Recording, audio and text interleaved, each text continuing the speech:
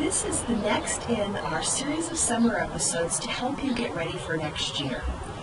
We're doing these episodes in a little bit shorter format so that maybe you have time for them and you're taking good time for yourself. We would encourage you to be doing that this summer. If you're in the U.S. on a traditional school year, I hope you've had a chance to get a little bit of rest, maybe recuperate from the frenzy that tends to happen at the end of the school year. But we're into July now, and what that means is, from my perspective, if you've had a chance to get that rest, it's time to start looking at some of the things that are a little bit more difficult. It's time to look at projects that we need to do to make next school year not just better than last year, not just a good year, but completely at another level. And I think a lot of us are capable of doing that if we take the time to look at some of the more difficult issues. One of the things that you know, if you've seen a few of our episodes, is that I talk about classroom leadership and management. You lead humans. You lead your other adults in your community, whether or not it's an assistant teacher in your classroom, other educators in your classroom, or the parents in your community. You lead the children in respectful and peaceful behavior. You manage your environment. You move the belongings around. You move the furniture and the things on your shelves.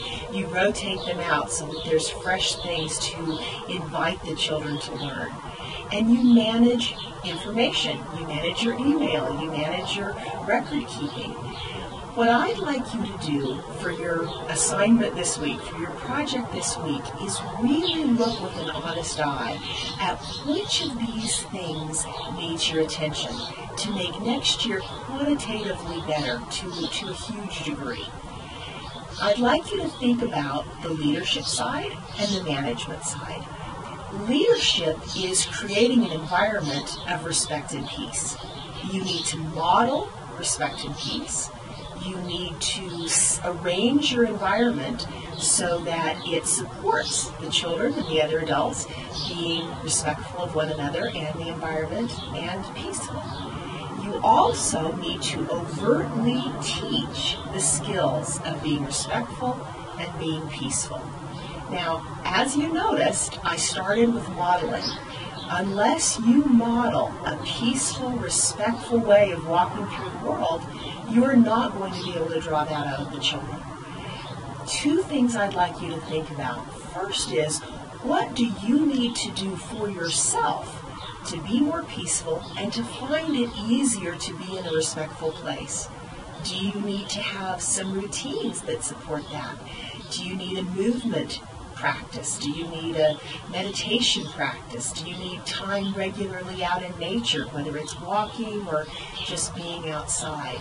What can you do to help yourself be more peaceful inside so that comes out to the rest of the world? Second, in terms of modeling peace, one of the things that means is that you don't just accept people being disrespectful. You don't just accept people breaking the peace.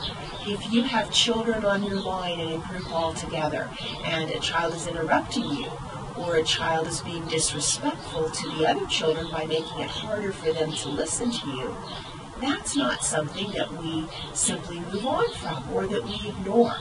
When we do that, what we're saying is, yes, that's fine. We are endorsing it, especially if we are the adult or the lead adult in an environment.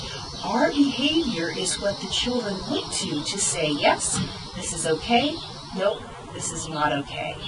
So in order to do that, you have to have an awareness. You have to have a sense of what's going on in your environment, even if you're speaking in front of the group. And this goes back to what I was saying about a practice to help you be more peaceful.